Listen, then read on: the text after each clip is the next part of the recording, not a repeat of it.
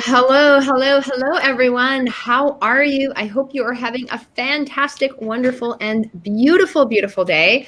I am so excited to be here today because I am here with the incredible, incredible Laura Feltz. And I've known Laura for a few years now, and she is a former multi-six-figure corporate executive. And when I met her, she used to tell me about some of her past work that she used to do. She used to travel all over the world, especially you did a lot of work in Asia, and you had a position you loved, but it was very, very highly stressful. And so it had many rewards, like beautiful shopping and beautiful jewelry. We've talked extensively about that. But also some challenges along the way. And so I know that you've definitely done a lot of work on yourself in a lot of modalities. So this is something the two of us have in common. Yes. And one of which being and becoming an institute and a trainer of hypnotherapy. And so this is something you use with a lot of people these days in your current world. And I know you're so passionate about health and wellness. And one of the big gaps that you've noticed in people's health and well-being is really something as simple as sleep, right? You're supposed to eat, Yes. sleep, So and move. true. Sleep is a really big piece of that. And this is something, I mean, I've got a lot of really great strategies for eating. I really have a ton of strategies for moving. And I've heard about sleep, but I've always pushed it in the back corner because I've never given it enough weight. So I am really excited to be here today because I know this is something that's so important and so key and something I should pay attention to. And I know so many people that are looking to improve their lives and improve their businesses could really, really, really benefit from. And so I'd love for you to just tell us about your journey. Tell me about your journey and how you got started in recognizing the importance of sleep. Yeah. Oh, thank you so much, Larissa, for having me on. I love speaking about this topic because it's something that I have experienced. So yes, I was in a senior corporate position and I had clients in Asia, North America. I describe myself as career rich and time poor because of the challenges with scheduling meetings over various time zones. And in my corporate career, I actually wore like a badge of honor the fact that I just slept 4 hours a night. And I really didn't talk to anyone about, well, I could have sleep very easily because now in retrospect, I realized I was exhausted. I would wake up though at 3 a.m. with my mind racing, with my to-do list, upcoming meetings, what happened in meetings that had transpired over the last couple of days. It was like an endless loop. And I would eventually get back to sleep and wake up exhausted. And when you're starting on empty, there's really nowhere to go. So you reach for the caffeine or something to boost yourself during the day. And it's just like a domino. And it wasn't until I stepped away from corporate and slept properly and also really started understanding the importance of sleep and different tools to help me with sleep that I really turned the corner. And I know there's so many people, especially now with what's happening in the world with pandemic, with what's happening south of the border, financial issues, changes that we've had on every level. Sleep is being disrupted everywhere. So yeah, so I'm very passionate about this topic. Yeah, I think one of the things I know for myself, like in my history, I've never, like I said, that put a lot of value on sleep. And when I had a baby, I wasn't tired the first year. Everyone's like, you're going to be so exhausted. You'll be up all the time. I'm like, well, I'm up all the time anyway. I only sleep a few hours a night, like 3 to 4, sometimes 6 is a big night. And I wasn't tired. I just assumed this is the new flow. I did my feeds. I'd go back to bed. And I actually got more sleep that first year because I had like 3 sleep cycles, even though they were 2 to 3 hours each, than I normally did. The second year, I was freaking exhausted. I was just like, whew, something just hit me. And I wasn't expecting that because everyone told me I'd be so tired the first year. And I budgeted for that with my mindset. But that was a temporary strategy. It was a Band-Aid solution, right? And so the second year, I actually my body was telling me, it's giving me signs that you're exhausted, you need sleep. And I'm like, I don't have time, I have so much stuff to do. And I really had a big struggle with that. And I feel like now I've got a better relationship with sleep. I'm actually able to sleep like 7, sometimes 8 hours a night. But for me, I find the knowledge piece is really key. When I understand something, I understand about movement, right? That's a really key component of life. I'm good in that department. I understand about eating and health and that side of things. I feel good in that department. Sleep. So happy to have you on because I know you can help me and help so many other people. So if you don't get enough sleep, what are some of the common side effects that you might get? Even though some of them might not be, some are going to be intuitive for us and others might be not so intuitive. Yeah. So the interesting thing is about sleep, and one piece that I did not understand is a lot of people talk about, oh, I'll catch up on my sleep on the weekend. Sleep doesn't work like that. It's not like a bank where you put in deposits and you withdraw during the week and then you put an extra deposit on the weekend. It's basically thinking about it as a deep cleaning process for your body, for your mind and body. And when you miss that window of that stage of the cleaning process, it's gone. It doesn't come back. There's no catching up. That's it. We miss it. So things that really have an impact, or what has an impact when we don't have sleep, something that's come up quite frequently now are cravings. So you don't really think about that piece, like your nutrition and your wellness in your meal plan. When you think about, oh, I didn't get enough sleep, what happens when we don't sleep enough or have quality sleep is our body craves fats, sugars, and carbs. So, when you're looking at setting your nutrition appropriately or striving for ideal weight management, getting the sleep that you need, having sleep is so important to that process. So that is probably number one. And number two is our memory. During our sleep, our memories and what we've learned during the day are stored and organized. And when we miss that window, it's gone. So you may find issues with retention, recollection, brain fog. So those are some other pieces, focus and productivity. And then just, when we think about children, when they don't get enough sleep, I know you have a toddler, Larissa. When he doesn't get enough sleep, he's cranky. Oh, yes. We get cranky. And typically, who do we take that out on? The people that we love. We're shortest with those individuals.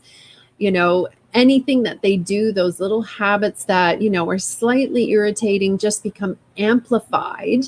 So that's something that really has an impact as well when we don't get enough sleep. And there's so much more that happens in the body and our mind when we don't get sleep, or as we have adequate sleep, how do we support our well-being? So yeah, those are just the 3 simple ones. Yeah. And actually, Larissa just made a comment about caffeine, that being a real big craving, right? So many people, I love the smell of coffee. I could just inhale, I could sniff coffee beans all day. I don't love drinking it. I don't have that caffeine addiction, but I know a lot of people do. They're like, I have like a coffee every morning, or I have 3 coffees a day. I can't get through my afternoon without caffeine. So can you talk a little bit about caffeine? Yes. So something about caffeine that many people are not aware of is that caffeine has what's called a half-life. So when you consume caffeine, half of the caffeine your body will respond to in about 15 to 45 minutes. So you have a cup of coffee, you get that nice boost. What we don't realize is that the caffeine stays in our system for up to 6 hours afterwards, the last half of that caffeine. So that's where having the coffee at 2:00 in the afternoon can have an impact on our sleep. Or energy drinks are very popular. Green tea, we think green tea is so healthy, and it's got a lot of caffeine. Matcha has a lot of caffeine in it. So it's really being mindful about what you're consuming, and the caffeine that you're ingesting. So important. A good rule of thumb for just eating in general is your body needs about 3 hours before bed to digest. So for your food to travel from your stomach to the small intestine, and that way you're going to avoid a nighttime indigestion, and also it can impact your dreams. So people may experience more vivid dreams if they eat too close to going to sleep. Wow. That's crazy. And so this is, I guess there's a lot to think about when it comes to sleep. As with anything, is what you give your attention to and what you start paying attention to, you can actually do something about. And I think that's one thing I love about the work that I do and that we do is we raise awareness, and raising awareness is huge. It's like the very first baby step to making big changes. And something as simple as sleep can make a profound difference in your life. So who do you find suffers the most from bad sleep? Like, who would you say is there one type of person? Is it like a characteristic? Is it the corporate executives, or what? Do you find any trends with that? Yeah, it's a great question. And actually, some recent studies are indicating that individuals who are 65 years of age and older are more, report more insomnia-like symptoms. And also, I was surprised to see that they call them youth, the 18 to 30-year-olds. About 40% reported issues with insomnia-like symptoms. Wow. The other group that kind of suffers silently are actually women. As we go through perimenopause and menopause, our cycle changes. So going to bed before 10 p.m. so that we get in the important sleep cycle from 10 p.m. to 2 a.m. is really key, because there's some important things that happen in our body during that time. And it seems to be for women who are in menopause, perimenopause, that's kind of a key window for them to get really good sleep. And keeping in mind, sleep cycles last for 90 minutes. So the morning snooze button that some people may be reaching for is actually not helping you at all. It leaves you more tired. So just get up. Just get up. Or just sleep in. Sleep in. Stop sleeping. Just stop it or keep going. Yeah, for sure. So what can people do other than like not eating before bed, getting to bed by 10? So those are two strategies you've given us. But what are some things people can do to improve their sleep? Yeah, there's some best practices. There are a couple of simple things other than those pieces that I've mentioned. Consistency is the key. So having a consistent bedtime and waking time, regardless of what day of the week it is. Some people, you'll find they switch their schedule on the weekend so they can sleep in. Just keep your same schedule even when you're on vacation. And, it's not you must be in bed by this time. Give yourself some lead time for grace and keep it consistent. The other piece that is a big impact is screen time. So when we're on our devices, it interferes with our natural melatonin production, and it has an impact. So that will delay our sleep. So step away from your devices, phone, iPads, whatever, tablet, your TV, 60 to 90 minutes before your regular bedtime. And, pick up a book, do some journaling, take a nice bath. So something to take you away from that screen time for sure will be very helpful for people.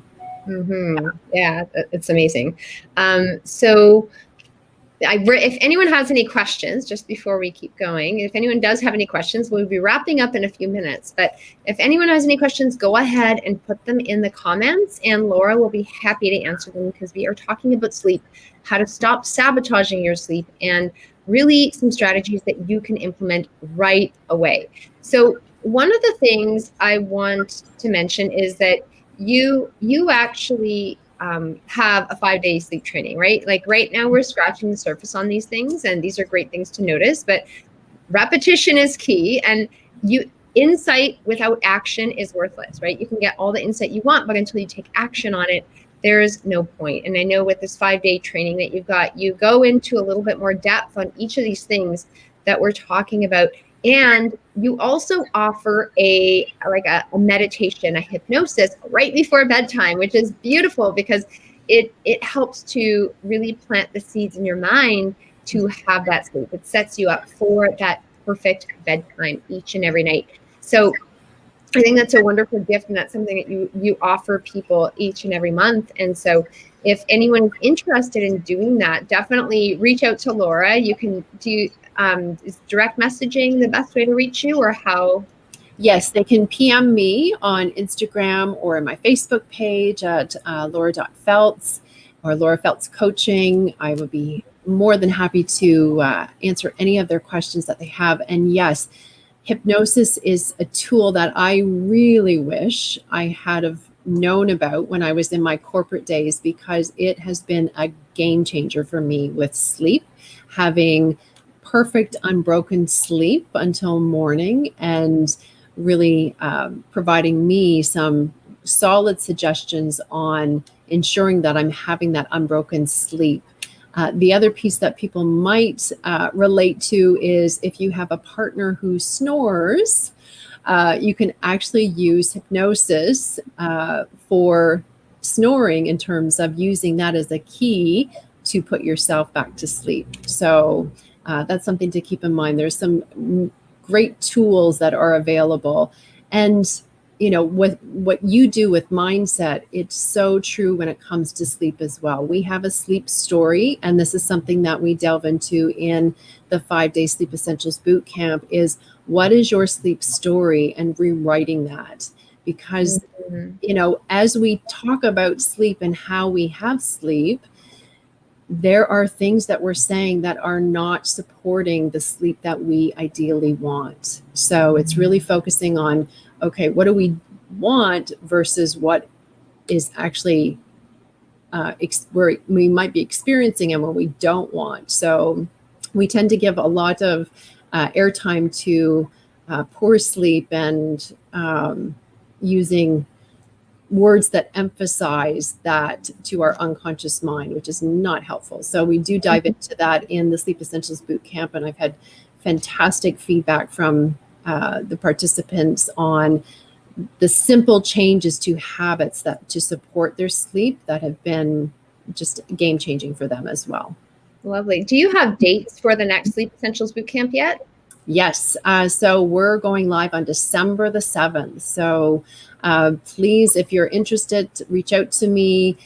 You will receive my guide to avoid sleepless nights and 7 tips for serene slumber as a gift to you for signing up, and get ready for some fabulous sleep. Perfect right before the holidays. So, we did have a question about sleep apnea. So do you have any comments or thoughts on sleep apnea? Yeah. So number one, I just want to say that I am not a medical professional, a licensed therapist for sleep. I really have an interest in this because I used to suffer from sleepless nights, that night chatter. If you are experiencing sleep apnea, a real disruption in your sleep, I would encourage you to go and see your medical professional and really, track your sleep. So keep a bit of a sleep diary and the activities that you're doing, what you're eating, so that as you go to that appointment with your physician, they can really help you with those pieces. And there are some habits that we do that may contribute to sleep apnea and insomnia and vivid nightmares that we cover off in the Sleep Essentials Bootcamp. Amazing. Thank you. If anyone does have any other questions, definitely put them in the chat. And so if you want to take part in the Sleep Essentials Bootcamp, reach out to Laura. She will get the information to you for how to register. And it is going from December 7th, going on for 5 days in the evening, right before bedtime. So you can have a fantastic sleep. I believe you said it's 8 or 9 p.m. Eastern. 9 p.m. It's probably the only Zoom call where you can wear your pajamas, both bottom and top, and Yes. become makeup free. So staying awake is not required. It's actually encouraged. Yeah, lovely. And so I know that I took part in part of the last one. I wasn't able to make it to the full boot camp. So I'm really looking forward to experiencing the full boot camp in its essence. I will make arrangements for childcare soon. And yeah, reach out to Laura, get more information. If you are struggling with sleep, if you are finding, like, even if you don't think you're struggling with sleep, if you wake up tired, or if you find you're being sluggish during the day, or if you find like something is off, like really evaluating your sleep can make a dramatic improvement to your health, to your diet, to your weight loss, right? And I actually heard someone say you need to sleep in order to lose more effective weight.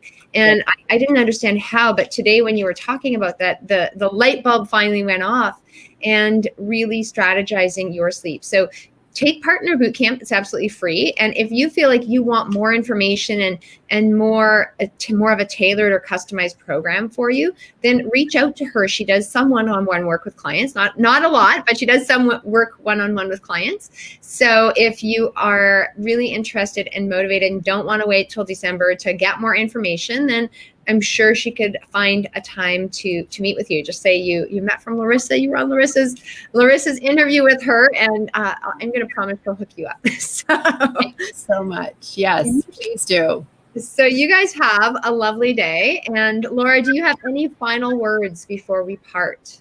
Oh, yes. If you find yourself not sleeping well, you are not alone. Over 40% of Canadians are finding issues with sleep, and those have increased through COVID. So do not be like me and suffer in silence. There is help naturally that you can do to have a dramatic change on your sleep and your health. Lovely. Thank you so much. You're welcome. Thank you for coming on, and you all have a fantastic day, a fantastic evening, and get some really great rest. Oh, we have one more comment here. I didn't see it for some reason. Glenda recently joined the 5 a.m. club and is noticing she's having a different sleep routine, that her partner makes it a challenge. So yeah, actually, do you have any thoughts on, if you are, we're going to rewind a little, if you and your partner have different sleep routines? Yeah, that is certainly a big challenge when you start getting up earlier and your partner does not. We just have a candid conversation with them in terms of what you're doing and the importance of you getting up earlier, and just really engaging their support in however you need to, and then carving out perhaps different times. So if you used to really connect in the evening and now you're finding that that's your wind down time, making, conscious arrangements to ensure that you're connecting at an alternate point that works for both of you. Yeah, so important. I was listening to a podcast this morning on communication and how that is so key for relationships. So yeah. Thank you again, Laura. Thank you so much for being on, and I hope to have you back again soon. Enjoy your boot camp. Enjoy helping people get better sleep, whether in Toronto on Zoom or anywhere else in the world. Thank you so much, Larissa. Bye-bye. Bye.